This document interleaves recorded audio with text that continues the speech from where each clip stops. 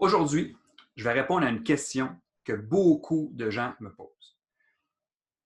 Pourquoi est-ce que la process comment elle se différencie des autres types de personnalités, des autres modèles de type de personnalité?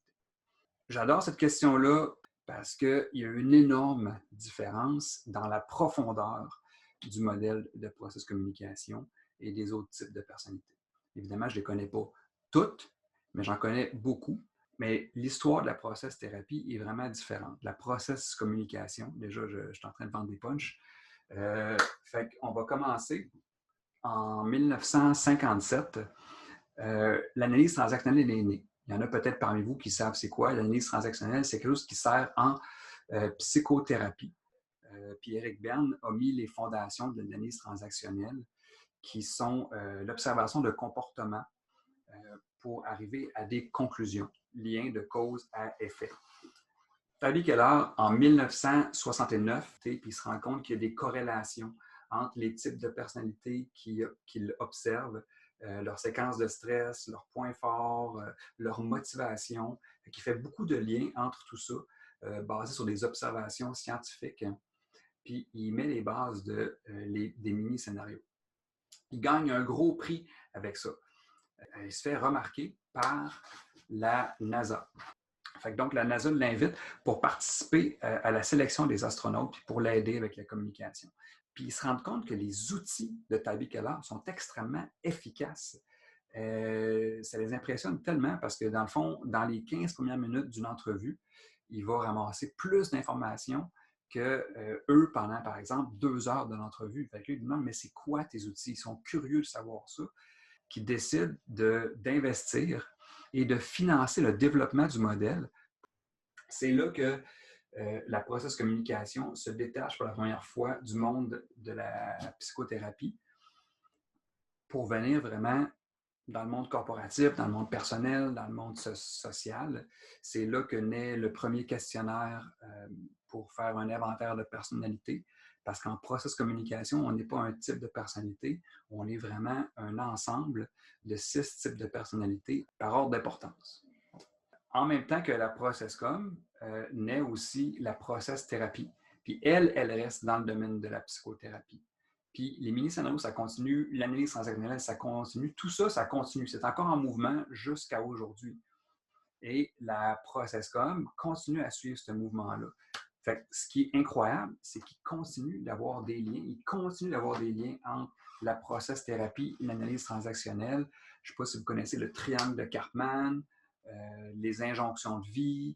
C'est toutes des choses qui font partie de la process communication. Quand on creuse, on est tout le temps capable d'aller plus loin. Puis quand il y a des découvertes faites dans la process thérapie, bien évidemment, c'est ramené dans la process communication. Fait que c'est un modèle toujours en mouvement et qui a une profondeur énorme. Fait que vous allez, par exemple, faire un cours de process com parce que vous avez, par exemple, de la misère à communiquer avec votre patron ou votre patron a de la misère à communiquer avec ses employés, par exemple. Puis le process communication va effectivement l'aider. Sauf que l'histoire, c'est que vu que c'est un modèle qui touche la personne, qui touche les relations, qui touche les besoins, puis qui a une profondeur psychothérapeutique, ça va aussi affecter tous les sphères de votre vie. Ça va vraiment affecter le niveau personnel, de comment est-ce qu'on gère nos séquences de stress personnelles, c'est quoi nos besoins psychologiques qui jusque-là étaient inconscients, mais tout d'un coup qui sont ramenés à notre conscient. Voici ce dont tu as besoin pour s'assurer vraiment d'être bien, d'être confortable.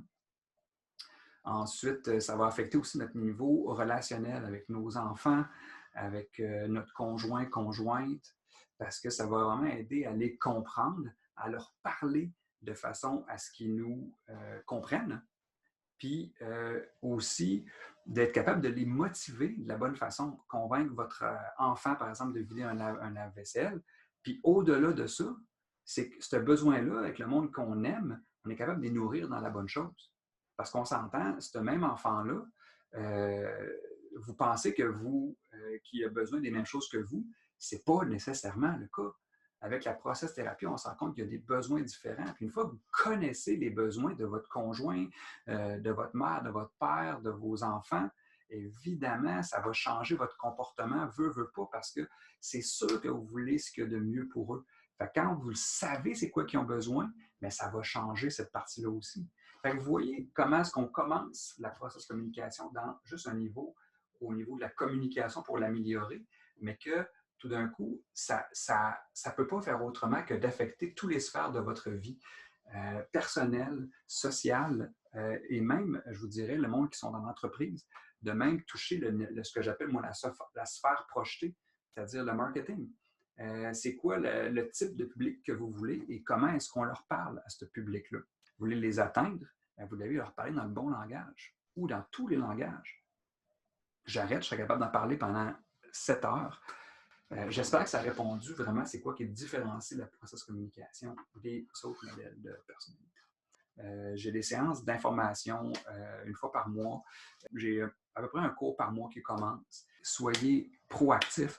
Inscrivez-vous à un cours de process communication.